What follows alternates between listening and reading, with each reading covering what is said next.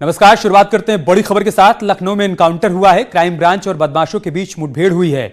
मुठभेड़ में शातिर बदमाश गिरफ्तार किया गया है। एक बदमाश के पैर में गोली लगी है। स्वास्थ्य विभाग के कर्मचारी के घर में लूट की थी इन्होंने, जिसके बाद इनकी घेराबंदी की गई और एनकाउंटर में बदमाशों को गिरफ्तार कर लिया गया है। बड़ी खबर हम आपको लखनऊ से बता रहे हैं। बदमाशों और क्राइम ब्रांच का आमना सामना हुआ। मुठभेड़ में शातिर बदमाश को गिरफ्तार कर लिया गया है। एक बदमाश के पैर में गोली लगी है। आरोपी है कि स्वास्थ्य विभाग के कर्मचारी के घर में इन्होंने लूटपाट की थी। उसके बाद से पुलिस इनकी तलाश कर रही थी और इनपुट के आधार पर घेराबंदी की गई, जिसके बाद बदमाशों ने फायरिंग शुरू कर दी।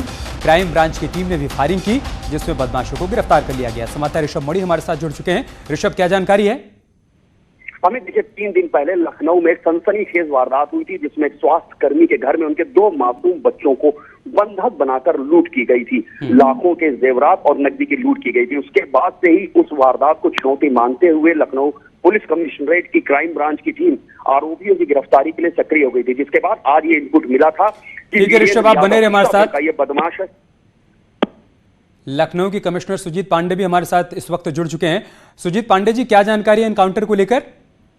ये परसों एक घटना घटी थी जिसमें 2 व्यक्ति एक कर्मचारी के घर में मैकेनिक के रूप में घुसे थे और उनके 2 बच्चे थे। उनसे मैकेनिक कहकर घर में घुसे और इनके यहाँ से थोड़ा कैश और ज्वेलरी लूट कर ले गए थे। अभी उसमें एक बदमाश के बारे में जब सूचना प्राप्त हुई, वहाँ जब उसको घेराबंदी की गई, फिर रिटेलिएटरी फायर करना पड़ा।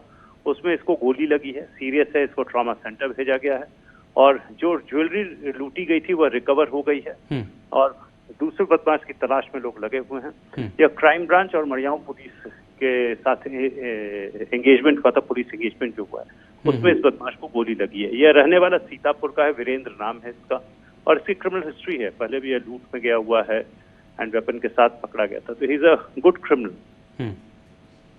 सर, कोई खास इनपुट मिला था इनको लेकर? हम ढूंढ रहे थे इसको और चारों तरफ इसमें लोगों से पूछताछ की जा रही थी। कई लोग उठाए भी गए थे पूछताछ करने के लिए और उनसे जानकारी प्राप्त की जा रही थी और काफी टीम्स इसमें लगी हुई थी। उसी में जब इसके मूवमेंट का पता चला कि ये घैला पुल के पास निकल रहा है, उसमें इसकी घेराबंदी की गई थी और जब इसने फायर किया तो रिटेलिएटरी फायर में इसको गोली लगी है। सर, एक सवाल तो है ही कि लगातार एनकाउंटर भी हो रहा है और आपने इन अपराधियों को गिरफ्तार भी करवा लिया, लेकिन सवाल ये है सर कि अपराधियों में खौफ क्यों नहीं बन पा रहा है सर पुलिस को लेकर? गलत कह रहे हैं। अगर आप देखेंगे पिछले 4 महीने में तो क्राइम लगभग 60% टिप गया। केवल 2 घटना हुई है, दोनों में ही बदमाश को गोली लगी है और चोट पहुंचा गई है, पूरी रिकवरी हुई है। तो क्राइम की फिगर या ओवरऑल जो माहौल है, पिछले 20 दिन में यह तीसरा इंसिडेंट है जब पुलिस एंगेजमेंट हुआ है। तो एक्चुअली ये खौफी है। ठीक है सर, बहुत शुक्रिया आपका हमारे साथ जुड़ने के लिए और जानकारी साझा करने के लिए। ऋषभ लगातार हमारे साथ बने हुए हैं। ऋषभ, आगे पुलिस की क्या कुछ प्लानिंग है? जिस तरीके से सुजीत पांडे जी बता रहे हैं कि 3 दिनों के भीतर ये तीसरा एनकाउंटर है, क्या आगे भी इस तरीके से एनकाउंटर जारी रहेगा जब तक कि बदमाशों का पूरी तरीके से खात्मा नहीं कर दिया जाता या फिर उनकी धरपकड़ नहीं कर ली जाती? हमें देखिए, ये शासन की नीति है। जब से उत्तर प्रदेश में योगी सरकार आई है तो साफ निर्देश दिए गए हैं पुलिस अधिकारियों को कि यदि कोई जघन्य गंभीर वारदात होती है तो उसके आरोपियों के खिलाफ सख्त से सख्त कार्रवाई की जाए। उसी क्रम में ऐसा नहीं है, एनकाउंटर लगातार जारी है और ये सनसनीखेज वारदात इसे बदमाश वीरेंद्र यादव ने अंजाम दी थी, जो स्वास्थ्यकर्मी के 2 मासूम बच्चों को घर में बंधक बना दिया था, लाखों की लूट की थी, जेवर भी लूट के ले गए थे। एक सीसीटीवी फुटेज में पुलिस को एक क्लू मिल गया था, जिसके बाद क्राइम ब्रांच इनको गिरफ्तार किया गया। बहुत शुक्रिया ऋषभ आपका हमारे साथ जुड़ने के लिए और जानकारी हम तक पहुंचाने के लिए। आगे बढ़ते हैं। चित्रकूट में कच्चे मकान में आग लग गई है। 2 घरों में रखा लाखों का सामान राख हो गया है। अनाज पूरी तरीके से स्वाहा हो गया है।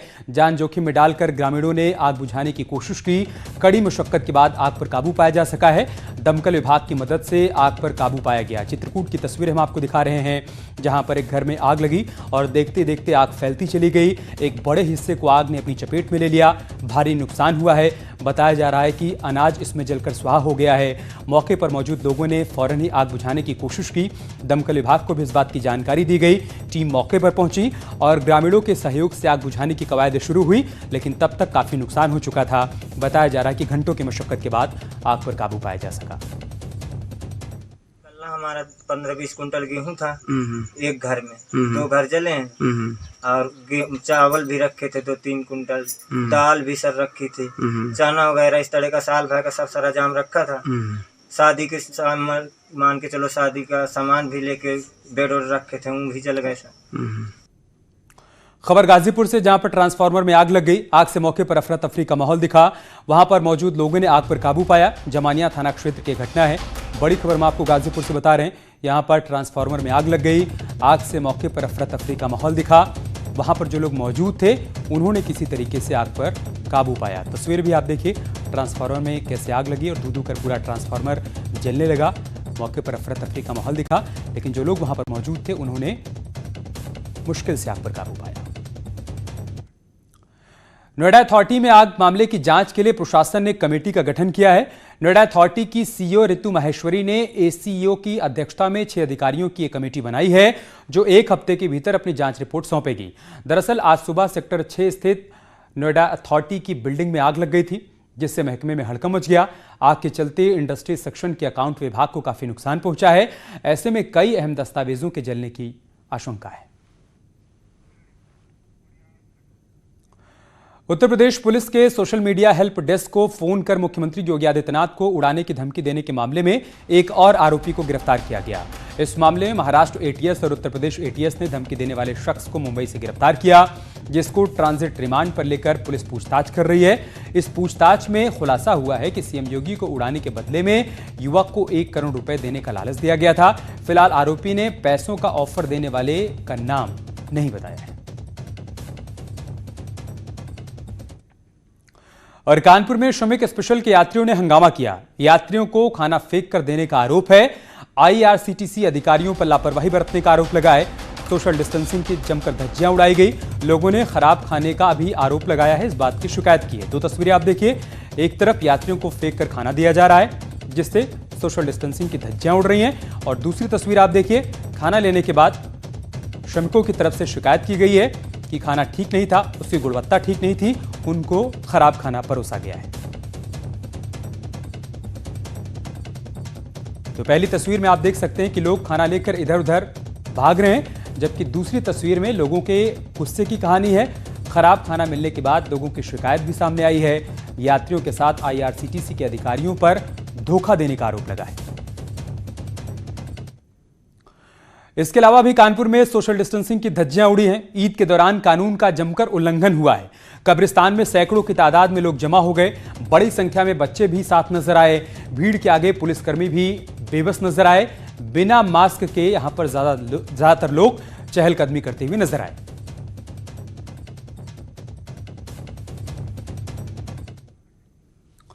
योगी सरकार प्रवासी कामगारों के लिए श्रमिक आयोग बना रही है, जिससे दूसरे राज्यों से लौट रहे करीब 30 लाख श्रमिकों और कामगारों को रोजगार मिल पाएगा। सरकार ने यह भी साफ कर दिया है कि दूसरे राज्यों को अब यूपी के लोगों से काम करवाने के लिए मंजूरी लेनी होगी।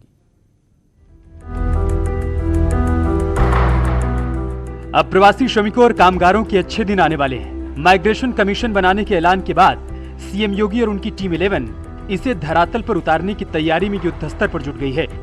इसी बीच योगी सरकार ने एक बहुत बड़ा फैसला लिया है। फैसले के मुताबिक कोई भी राज्य सरकार अब बिना इजाजत उत्तर प्रदेश के श्रमिकों और कामगारों से काम नहीं ले सकेगी। योगी सरकार ने महाराष्ट्र समेत दूसरी सरकारों से भी 2 टूक कह दिया है कि सामाजिक सुरक्षा की गारंटी देने के बाद ही दूसरे राज्यों को मैन पावर उपलब्ध कराया जाएगा। प्रवासी श्रमिकों की स्किल मैपिंग के बाद सरकार उनकी ट्रेनिंग भी कराएगी। खास बात यह है कि ट्रेनिंग के दौरान कामगारों और श्रमिकों को भत्ता भी दिया जाएगा। कामगार श्रमिक सेवायोजन एवं रोजगार कल्याण आयोग, इस आयोग के माध्यम से उनका निर्देश यह है कि सेवायोजन और रोजगार के क्षेत्र में, स्किल मैपिंग के क्षेत्र में, स्किल डेवलपमेंट के क्षेत्र में ऐसे जो श्रमिक और कामगार आए हैं उनकी आवासीय सुविधा जो आदरणीय प्रधानमंत्री जी का पैकेज है उसका सहयोग कराने के लिए ऐसे जो व्यक्ति आए हैं उनकी अप्रेंटिसशिप करने के लिए, अप्रेंटिसशिप करने के समय ट्रेनिंग भी होगी, उनको कुछ मानदेय भी मिलेगा। अब तक 14,75,000 प्रवासी कामगारों की स्किल मैपिंग का काम पूरा हो चुका है। सरकार इन कामगारों को उनकी योग्यता के मुताबिक रोजगार देने की तैयारी में है। कोरोना काल में दूसरे प्रदेशों से अब तक 25 लाख कामगार वापस आ चुके हैं। सरकार ने साफ कर दिया है कि यूपी सरकार देश और दुनिया के हर कोने में रहने वाले अपने कामगारों और श्रमिकों के साथ हर मौके पर खड़ी रहेगी। योगी सरकार ने श्रमिकों को बीमा की सुरक्षा देने के साथ ही ये भी कहा है कि अगर दूसरे जिलों में कामगार रोजगार के लिए जाएंगे तो सरकार ही उनके रहने की व्यवस्था भी करेगी। अब तक जिन कामगारों और श्रमिकों की स्किल मैपिंग की गई है उसमें सबसे बड़ी संख्या करीब 1,51,000 रियल एस्टेट डेवलपर और वर्कर्स की है। बाकी 10,000 ड्राइवर, 1,558 ऑटोमोबाइल टेक्नीशियन और 12,103 ड्रेस मेकर हैं। योगी सरकार ने श्रमिकों के कल्याण के लिए जो ताबड़तोड़ फैसले लिए हैं उससे सबसे बड़ा फायदा ये हुआ है कि अब तक जो राज्य यूपी के कामगारों को बोझ समझते थे, अब योगी ने उनके और उनके काम की अहमियत समझा दी है। अजीत सिंह, न्यूज़ 18, लखनऊ। इसके अलावा महाराष्ट्र से यूपी आने वाले प्रवासी मजदूरों पर सियासत भी चरम पर है। रविवार को देर रात तक रेल मंत्री पीयूष गोयल लगातार ट्वीट करते रहे, लेकिन महाराष्ट्र सरकार पैसेंजर की लिस्ट उपलब्ध नहीं करवा पाई। पीयूष गोयल से न्यूज़ 18 ने खास बातचीत की है, वो भी देखिए। आप सामना ने जो योगी आदित्यनाथ के बारे में लिखा, हिटलर जैसी बात, what is your reaction to it? बहुत दुर्भाग्यपूर्ण है इस प्रकार के शब्द इस्तेमाल करना। पहले भी करते थे, हमने कई बार इसको नजरअंदाज किया, हमने फिर भी अपनी मित्रता कायम रखी। लेकिन महाराज योगी आदित्यनाथ जी को कोई सामना का सर्टिफिकेट की आवश्यकता नहीं है। उनका पूरे देश में जो लोकप्रियता है, पूरे देश में जिस प्रकार से लोगों ने उनके काम की सराहना की है, जिस प्रकार से हम केंद्र में बैठे हुए देख रहे हैं कि 22, 23, 24 करोड़ लोगों का इतना बड़ा प्रदेश इतनी अच्छी तरीके से महाराज जी संभाल रहे हैं, मैं समझता हूं पूरे देश के लिए गर्व की बात है। उत्तर भारतीयों के खिलाफ राज ठाकरे ने एक बार फिर से जहर उगला है, तो बीजेपी ने राज को उन्हीं की भाषा में समझा भी दिया कि अब उनकी जहरीली सियासत का गेम ओवर हो चुका है।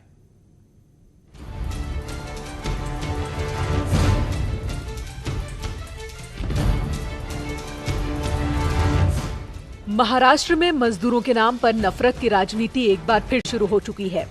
एमएनएस यानी कि महाराष्ट्र नवनिर्माण सेना के सुप्रीमो राज ठाकरे ने एक बार फिर उत्तर भारतीयों के खिलाफ जहर उगला है।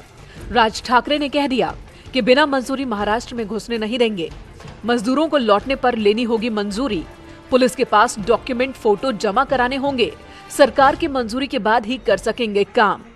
दरअसल सीएम योगी आदित्यनाथ ने महाराष्ट्र में लॉकडाउन में फंसे मजदूरों से हो रहे बर्ताव के बाद महाराष्ट्र समेत दूसरी सरकारों से भी दो टूक कह दिया था कि बिना इजाजत यूपी के श्रमिकों से काम नहीं ले सकेंगे और जब तक राज्य सरकारें कामगारों को सोशल सिक्योरिटी की गारंटी नहीं देंगी तब तक यूपी सरकार मैन पावर उपलब्ध नहीं कराएगी।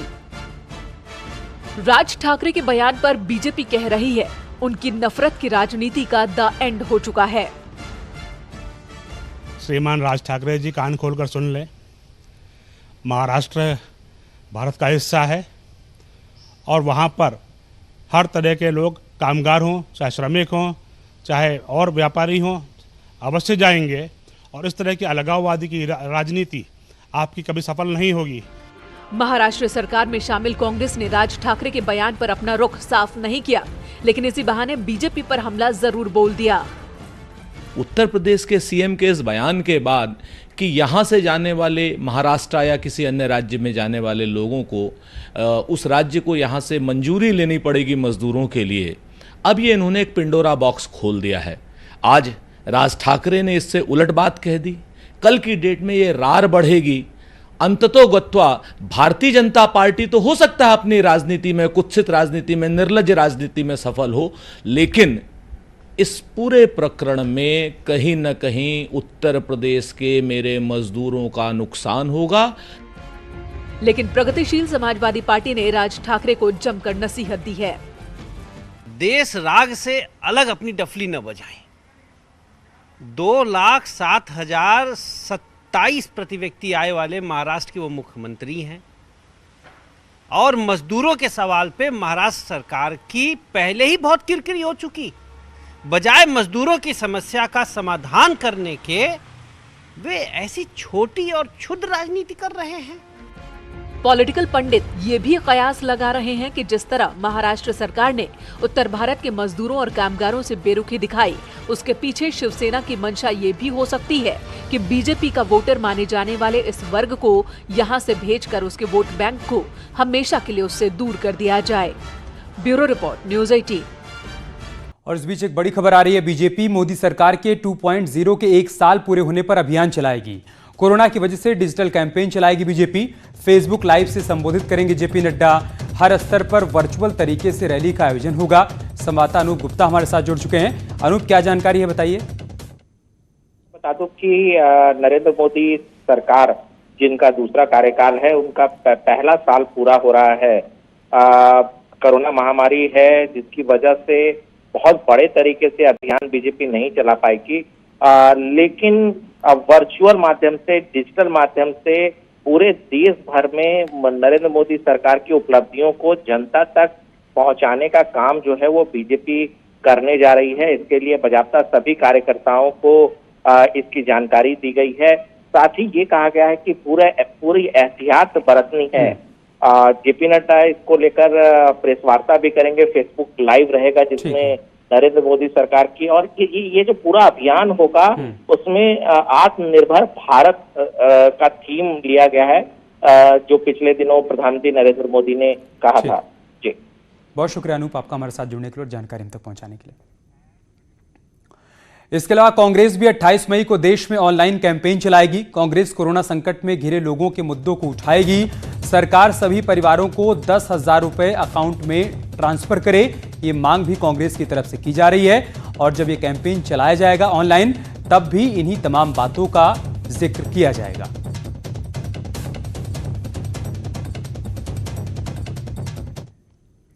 एक और बड़ी खबर की बात करते हैं। किसान टिड्डियों के हमलों से परेशान हैं। पाकिस्तान से आई टिड्डियां किसानों की खड़ी फसलों को लगातार नुकसान पहुंचा रही हैं, जिससे बचने के लिए संभल के किसानों ने एक स्टैच्यू लगाया है, जिसको देखकर टिड्डियां खेतों से दूर भागती हैं। ऐसा माना जाता है कि तस्वीरों में आप भी देख सकते हैं कि अक्सर किसान अपनी फसलों को बचाने के लिए इस तरीके के जतन करते हैं।